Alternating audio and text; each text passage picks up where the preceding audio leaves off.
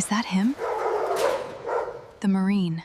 The staff at Pinewood Falls Animal Shelter had a nickname for him long before anyone there learned what he'd actually done for a living, and by the time they found out, the man they'd been mocking behind cupped hands for the better part of a year had already saved more lives, human and canine both, than most of them would save in their entire careers combined. But that morning was still a long way off. On the morning this story really begins, all anyone at that shelter knew was that the strange, quiet man in the faded olive jacket talked to the meanest dogs in the building like they were old friends, and that nobody could quite explain why the dogs seemed to listen. Miles Dawson had been a dog handler with Marine Force Reconnaissance for 12 years, a stretch of service that had carried him, and a succession of combat-trained dogs through deployments most people back home would never fully understand, into buildings and tunnels and compounds where a dog's nose and a dog's nerve mattered more than any piece of equipment a quartermaster could issue. He'd handled 4 dogs across those 12 years, each partnership forged in circumstances that bonded a man to an animal in ways civilian life rarely offered any comparison for, and each ending eventually, the way military partnerships often end, through reassignment, retirement, or in one case that Miles still couldn't speak about without his jaw going tight, through a dog's death clearing a building that would otherwise have killed 6 Marines instead of one very good dog.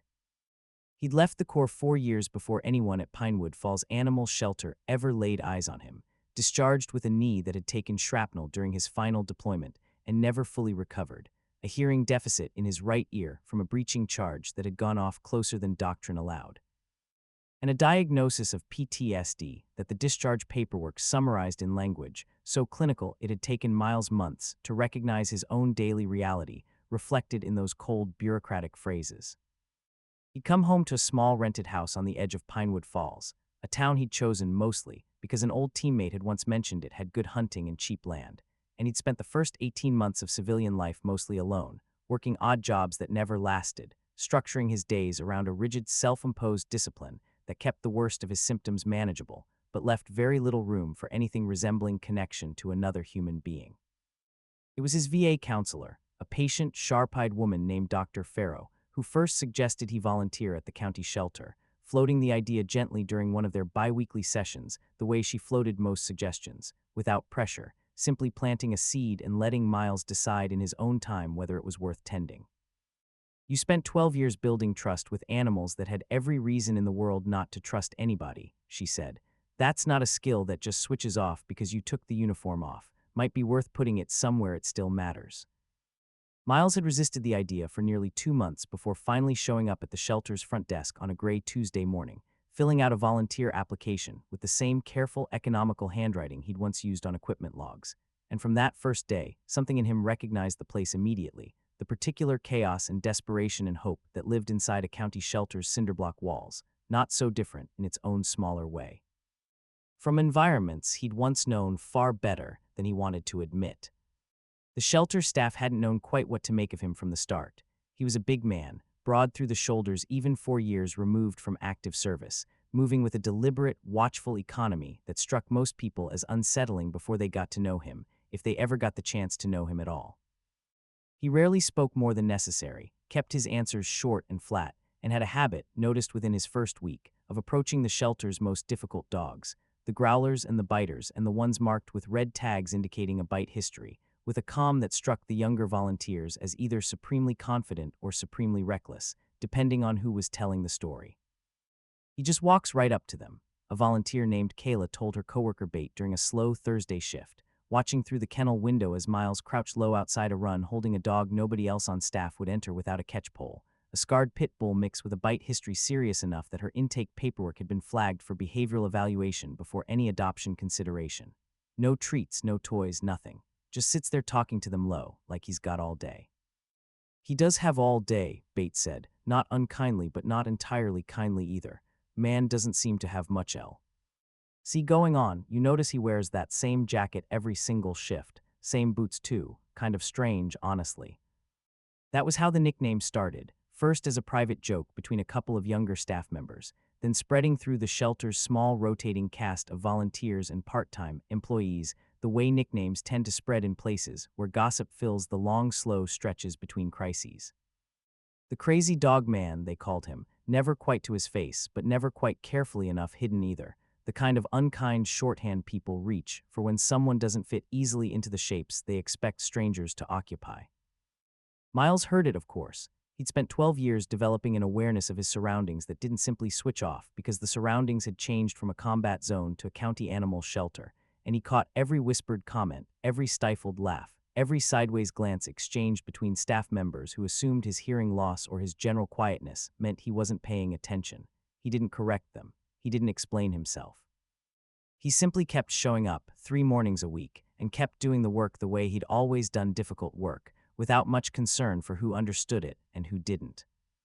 The shelter's director, a harried but genuinely well-meaning woman named Patricia Voss, who'd run the facility for nearly 15 years on a budget that never quite stretched far enough, had noticed something about Miles's presence that the younger staff hadn't yet learned to see. The dogs marked as aggressive, the ones scheduled for euthanasia, because no other volunteer could safely handle them for the required evaluation period, kept improving under Miles's quiet, patient attention in ways that defied every behavioral protocol the shelter's training manual described. "I don't know what you're doing with them," she told him one afternoon, watching through the kennel window as Miles sat cross-legged just outside a run holding a dog that had put a previous volunteer in the emergency room 3 months before, the animal now lying calm on its side, while Miles murmured something too quiet for her to hear. "But whatever it is, it's working. Keep doing it." "Just listening," Miles said, which was true as far as it went, though it left out the 12 years of training underneath the simplicity of that answer.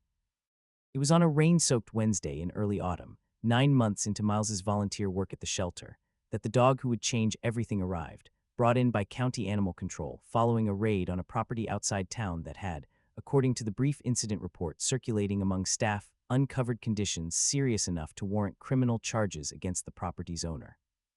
The dog was a female, roughly 4 years old by the veterinarian's estimate, a muscular mixed breed with a build that suggested some combination of pit bull and cattle dog, her coat matted with scars both old and disturbingly fresh, one ear torn down to a ragged stub, her ribs visible beneath patchy fur in a way that told a story of prolonged, deliberate deprivation rather than simple neglect. She'd arrived snarling and thrashing against her transport crate with a violence that took 3 animal control officers to safely process, and the intake paperwork, when Patricia Voss finished filling it out that evening, carried a note in the behavioral assessment section that read, simply, extreme aggression, likely fight-trained, recommend immediate euthanasia evaluation. Miles wasn't scheduled to volunteer that day, but something about the commotion in the intake area drew him in anyway when he stopped by to drop off a donation of blankets, and he stood at the edge of the intake room, watching the dog thrash against her crate restraints, with an expression that the 2 staff members present would later describe as having gone very still and very focused, the particular stillness of a man recognizing something the rest of them couldn't yet see. "Don't," he said, quiet but firm, when one of the officers reached for a catch pole to move her to an isolation kennel. "Give her room. Rushing her right now is only going to confirm every reason she's got to keep fighting." The officer, unfamiliar with Miles and unimpressed by his intervention, gave him a skeptical look. "This dog put a hole clean through a transport crate door 20 minutes ago, buddy. She's not exactly in a listening mood." "She's terrified," Miles said, still watching the dog with that same intense focus. "There's a difference between aggression and terror, even though they look about the same from a distance. I've seen this exact pattern before. Let me try." Patricia Voss, arriving in the middle of the exchange, hesitated only a moment before nodding her approval, trusting the instinct that had already proven itself with a dozen difficult dogs over the preceding 9 months. "Give him room," she told. The officer, if anybody here's earned the benefit of the doubt on this one, it's him. What followed took nearly 2 hours, Miles lowering himself slowly to the floor a full 20 feet from the crate, well outside any range the dog could reach even at full extension, and simply sitting there motionless, saying nothing at all for the first 30 minutes, letting his stillness itself become the message before he ever risked a single word. The dog's thrashing gradually slowed, her attention shifting from blind panic toward a wary, calculating watchfulness that Miles recognized immediately from years spent reading exactly this kind of transition in animals under extreme stress. When he finally spoke, his voice came low, and even almost a murmur, the same register he'd once used approaching devices and doorways where a wrong tone could mean the difference between a controlled outcome and catastrophe. "I know," he said. "I know somebody hurt you bad enough that fighting feels like the only choice you've got left. I'm not gonna make you do anything you don't want to do right now. I'm just gonna sit here a while, and you can decide when you're ready for anything else." It took the full 2 hours before the dog finally settled onto her belly inside the crate, ears pinned but no longer snarling, her dark eyes fixed on Miles with an exhausted, wary attention that felt, to everyone watching from a careful distance, like the first real breakthrough anyone had witnessed with an animal that severely traumatized. I want her, Miles said, once the immediate crisis had passed, still not moving from his spot on the floor. Don't put her on the euthanasia track. Give me time with her before anybody makes that call. Patricia Voss studied him a long moment, weighing the shelter's limited resources against whatever instinct had guided her judgment about this quiet, strange volunteer for the better part of a year. You understand what you'd be taking on. Our behaviorist flagged this dog as a serious liability risk if something goes wrong. I understand risk assessment better than most people who will ever walk through that door, Miles said, and something in the flat certainty of the statement made Patricia pause, some instinct telling her there was more history behind those words than he'd ever bothered explaining to anyone at the shelter. Give me 30 days. If I can't get her to a place where a proper behaviorist would sign off on rehabilitation, I'll accept whatever decision you have to make. But I don't think it's going to come to that. Oh. Patricia granted the 30 days, against the cautious advice of two staff members who still hadn't quite let go of their private amusement at Miles's eccentric reputation. And that decision marked the beginning of a stretch of weeks that would, in time, transform not just one traumatized animal's fate, but the entire shelter's understanding of the man they'd been quietly mocking for the better part of a year. He named her Ghost, a choice he explained to Patricia only once, briefly, on one of the rare occasions he offered more than a sentence of unprompted explanation. Had a dog by that name once, a long time ago, different circumstances entirely. Good dog, figured it'd bring some better luck this time around. The early days of that 30-day window were slow and painstaking in a way that tested even Miles's considerable patience, honed as it was by years of far more dangerous waiting.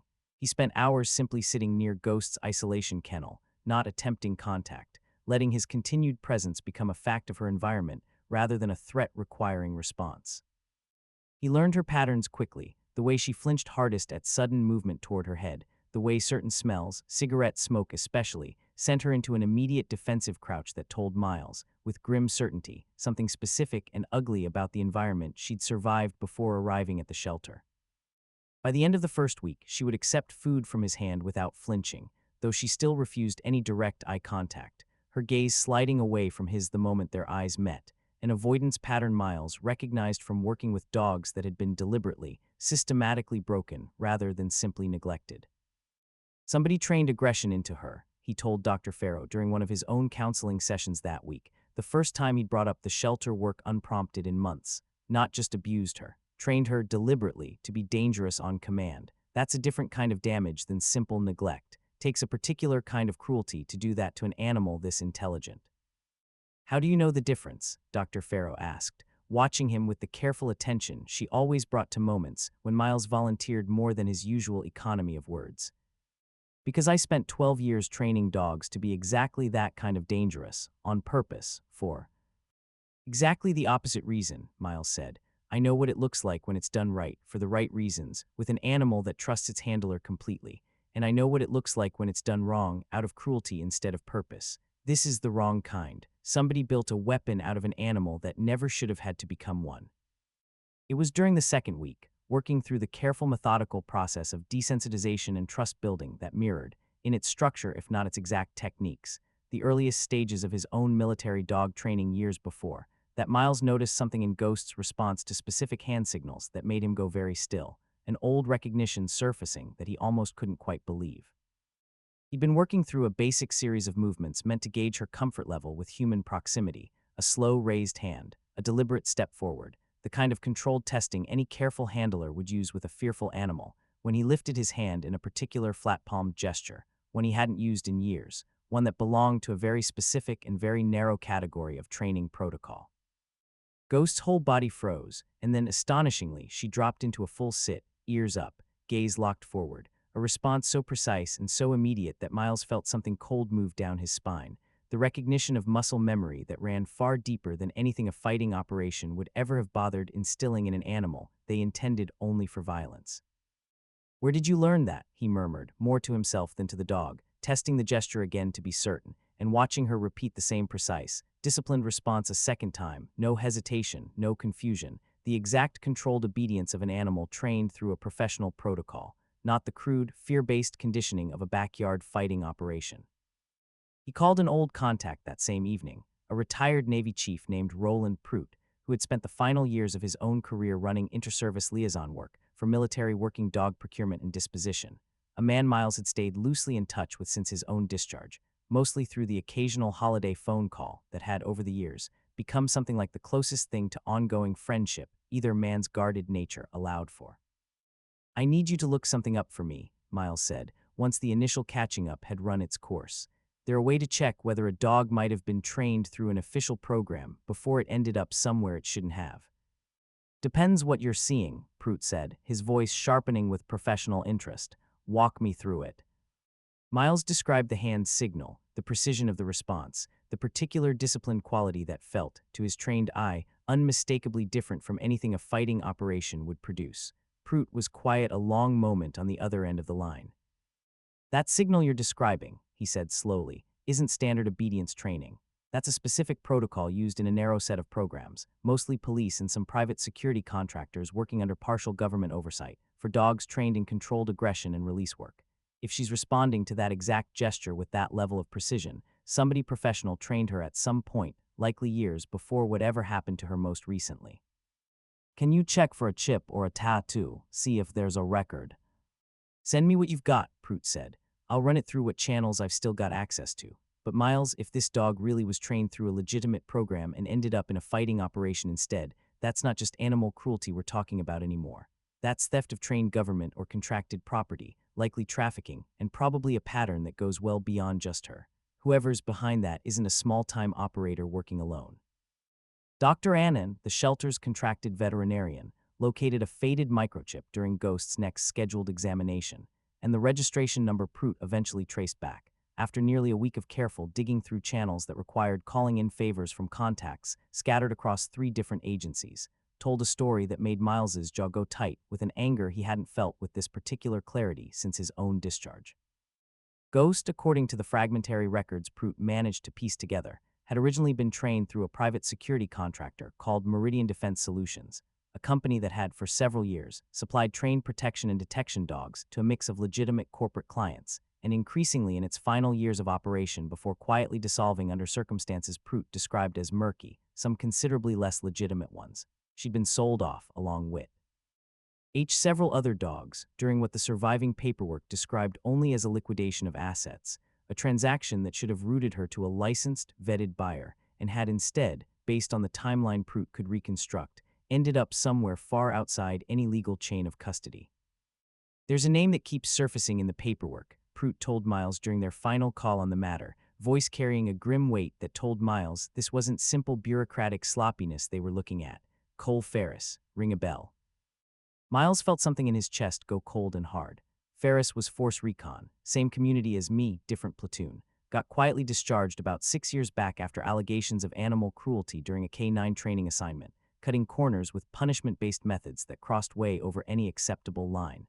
Command buried most of the details to avoid the bad press, but everybody who'd served alongside working dogs heard the stories eventually. Man had a reputation, even before the discharge, for being harder on his animals than any handler needed to be. "He's listed as a consultant on Meridian's liquidation paperwork," Prout said. "And Miles, from what I'm seeing, Meridian's dissolution and the pattern of trained dogs disappearing from any legitimate tracking looks a lot less like accidental sloppiness, and a lot more like somebody deliberately routing valuable trained animals into a black market, probably fighting operations willing to pay well for a dog that already comes pre-trained in controlled aggression. That's a faster, cheaper pipeline than raising and training a fighting dog from scratch, if you're a person cruel enough not to care what it does to the animal." Miles sat with that information a long while after the call ended, Ghost lying nearby in the small fenced yard behind his rented house, where she'd graduated, over the preceding 2 weeks, from isolation kennel to a supervised outdoor space that Patricia Voss had approved once his careful documentation of her steady progress made clear the rehabilitation was genuinely taking hold. "You knew this whole language before you ever met me," he said quietly, watching her doze in a patch of afternoon sun, her scarred body finally beginning to fill out with proper nutrition and consistent care. "Somebody trained you right, a long time ago, and then somebody else took that training and used it to hurt you instead. That's about as low as a man can sink, using an animal's own discipline against it like that." Over the following weeks, the bonding between Miles and Ghost deepened into something that both of them, in their separate ways, seemed to recognize as a genuine second chance, built one careful day at a time, with the same patient methodology Miles had once used to build trust with combat partners whose lives had depended on that trust, holding under the worst possible conditions. Their mornings developed a shape built around Ghost's own recovering rhythms, Miles rising early enough to walk her along a quiet wooded trail behind his property before the day's heat and noise could overwhelm a nervous system still calibrated for threat detection in ways that made crowded, unpredictable environments genuinely difficult for her to tolerate. She walked close at his left heel, the position, Miles noted with quiet satisfaction, that corresponded exactly to standard working dog positioning, some deep memory of her earlier training resurfacing naturally now that fear no longer dominated every one of her responses. "You remember more than they probably ever gave you credit for," he told her one such morning, Miss still clinging low to the trail ahead of them, her scarred ears swiveling to track his voice with an attentiveness that had grown steadily more relaxed over the preceding weeks. "Good dogs don't forget good training, even when somebody tries to bury it under something ugly." The physical care became its own ritual too, a wound along her left flank deeper and more poorly healed than any of her other scars, requiring regular cleaning that Miles approached with the same careful patience he brought to everything else, talking low and steady the whole time about nothing in particular. The weather old deployment stories he'd never told another living soul, half-formed plans for a small addition to his rented house's fenced yard. "Ellery would have loved you," he said one evening, working antibiotic ointment gently along the healing wound while Ghost lay still and trusting beneath his hands, a name surfacing from deep memory, a teammate from years before whose own working dog had saved Miles's life during a mission neither of them ever spoke about afterward. In circumstances that still visited Miles some nights in dreams, he preferred not to examine too closely in daylight. He always had a soft spot for the hard cases.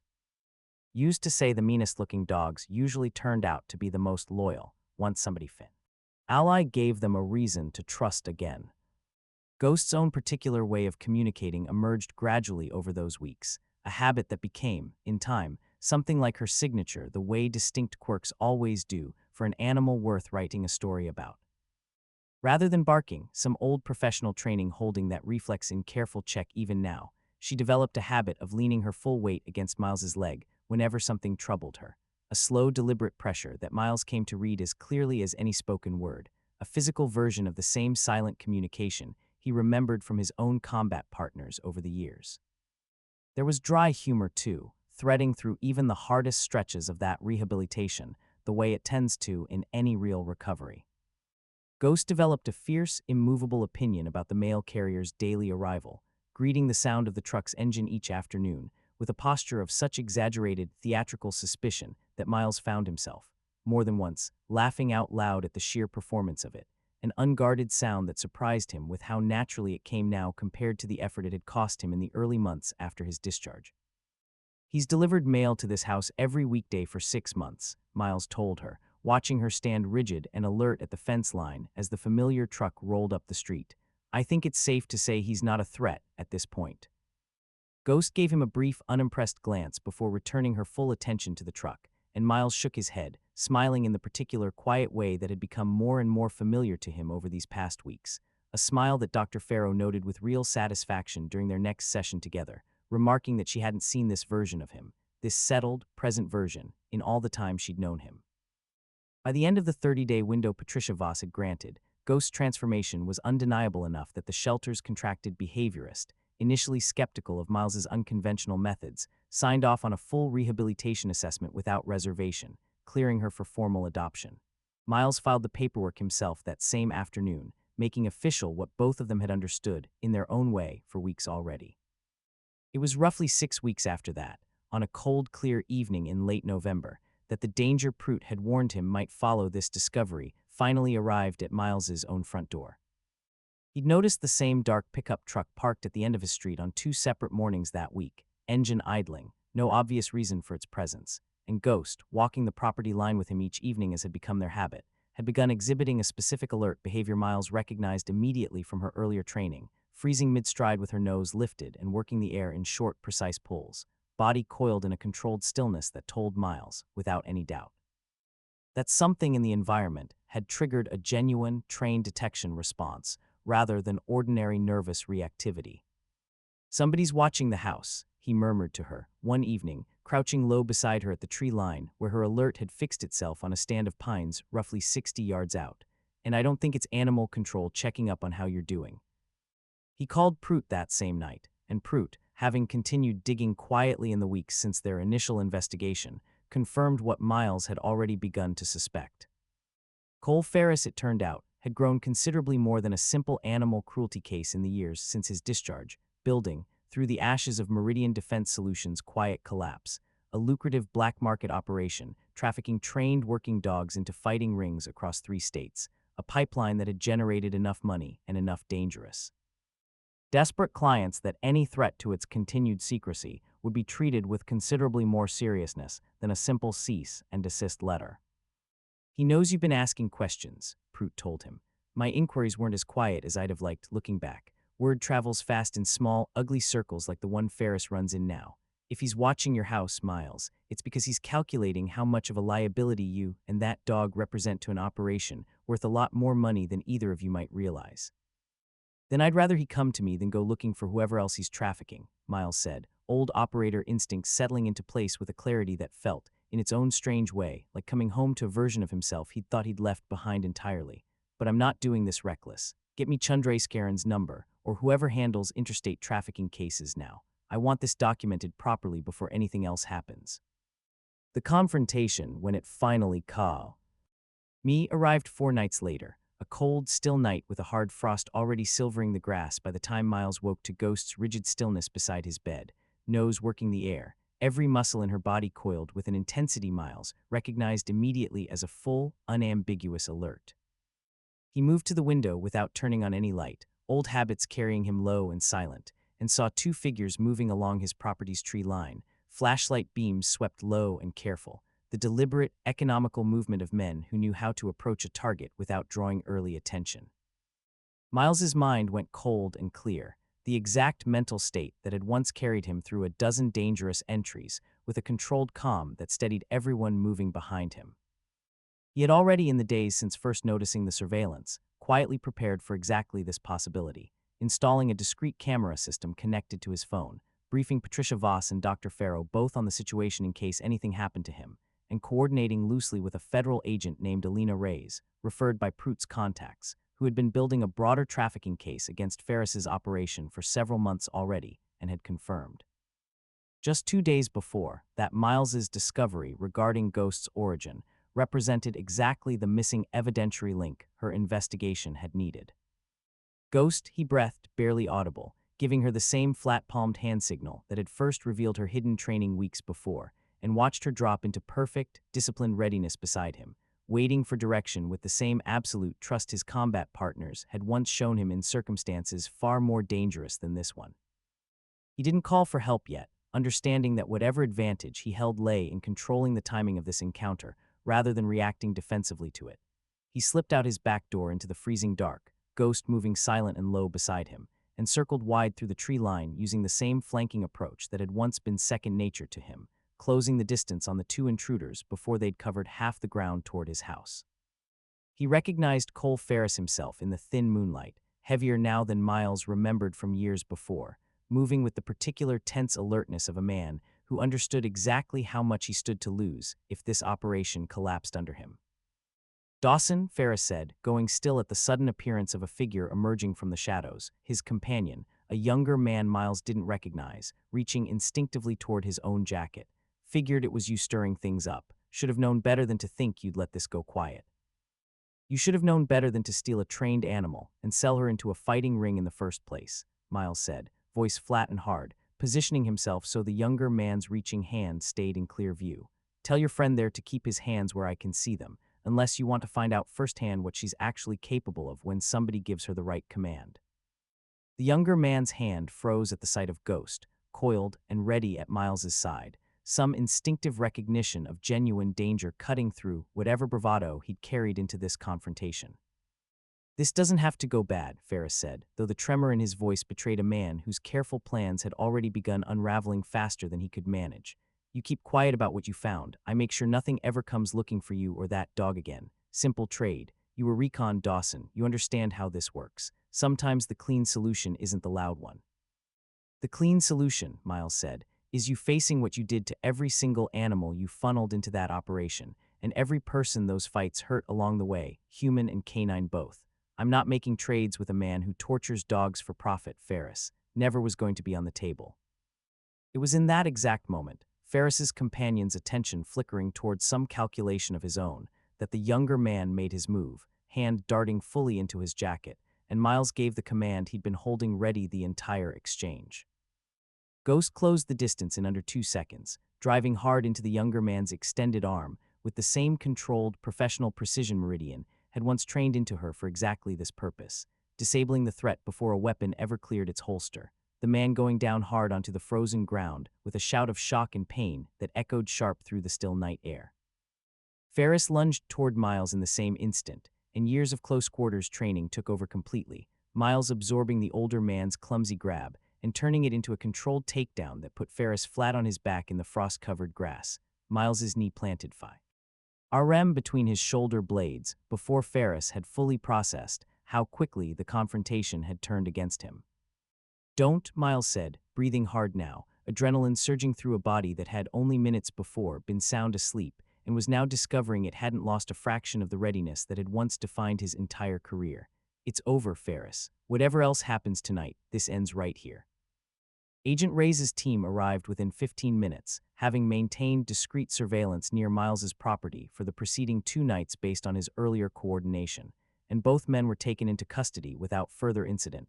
The physical confrontation itself, along with the camera footage Miles's system had captured, providing exactly the kind of direct, admissible evidence that transformed months of careful circumstantial investigation into a case federal prosecutors would later describe, once it concluded, as one of the strongest trafficking prosecutions their office had handled in years. What followed over the subsequent months unfolded with the particular grinding momentum of justice finally catching up to something that should have been stopped a long time before. Ferris's arrest opened a much broader investigation into his trafficking network, ultimately implicating a dozen other individuals across 3 states and leading to the recovery of nearly 40 trained working dogs from illegal fighting operations, animals who, like Ghost, had once served honorably in legitimate capacities before being stolen and diverted into circumstances of unimaginable cruelty. Ferris himself pled guilty to federal trafficking and animal cruelty charges rather than risk trial, accepting a sentence that would keep him incarcerated for the better part of a decade. Pinewood Falls Animal Shelter and Miles's role in the investigation drew regional media attention once the case became public, coverage that transformed, almost overnight, the way the staff who had once whispered about the crazy dog man behind cupped hands now spoke about him. Kayla, the young volunteer who'd first coined the nickname all those months before, approached him awkwardly during a shift not long after the story broke, cheeks flushed with a mixture of embarrassment and genuine admiration. "I owe you an apology," she said. "We all do, probably. We had no idea what you'd actually done, what you were actually seeing when you worked with those dogs. I feel pretty small about some of the things we used to say." "You didn't know," Miles said, and there was no bitterness in it, only the same flat, unhurried honesty he brought to most things. "I never gave anybody much reason to know. That's on me as much as anybody. But I'll tell you what I told Ghost back when nobody else believed she was worth the trouble of understanding. Everybody deserves the benefit of the doubt before you decide what they are based on how they look from a distance." Patricia Voss, moved by everything the shelter had witnessed over the preceding months, offered Miles a formal paid position as the facility's behavioral rehabilitation specialist, a role that didn't officially exist in the shelter's budget until the surge of donations and grant funding that followed the case's publicity made it not just possible but necessary, given the growing number of severely traumatized animals now being referred to Miles specifically from shelters across the region. He accepted on the condition that Ghost would work alongside him formally, a partnership the shelter's new liability insurance, updated in the wake of everything that had happened, was more than willing to accommodate given her now well-documented rehabilitation and her formal certification, arranged through Prout's continued advocacy, as a legitimate trained working dog once again, this time in service of exactly the kind of second chances she herself had once desperately needed. On a clear, cold evening in early December, almost exactly a year after Ghost first arrived at the shelter thrashing and terrified inside a transport crate, Miles sat on the back steps of his rented house, coffee in hand, watching her move confident and easy across the frost-touched yard, nose down, tracking some scent trail that led nowhere in particular, simply enjoying the freedom of open space with nothing left to fear in it. "You did good, you know," he said when she finally circled back and settled against his leg, solid and warm, the way she had every evening since that first breakthrough in the shelter's intake room. "Better than good. Every dog we've worked with since, every one of them's gotten a little further, a little faster, because you showed me what real trust looks like on the other side of that kind of damage." Ghost leaned harder into him, and Miles rested a hand against her scarred shoulder, feeling something settle in his own chest that he recognized, with the same quiet astonishment he'd felt building F. Or weeks now as something close to peace, not the absence of everything he'd carried home from 12 years of service, but a genuine, hard-won place to set at least some of that weight down. "They mocked me pretty good around here for a while," he said, and there was real warmth in it now, warmth that hadn't been there back when the whispers first started. "Crazy dog man. Guess they didn't know a combat K9 handler when they saw one, and I never gave them much reason to figure it out." Ghost huffed once, low and content, and out beyond the tree line. The last of the winter light faded gold and then blue and then gone, leaving just the two of them together, exactly where they were always meant to end up. If this story moved you, take a moment right now to hit that like button, because it genuinely helps stories like Miles and Ghost's reach the people who need them most. Subscribe if you haven't already, so you're here for the next story, because there are so many more veterans and dogs out there whose journeys deserve to be told with this same care and respect. Leave a comment and share which part of this one stayed with you most, whether it was that first breakthrough in the intake room or the quiet strength of that final scene in the yard.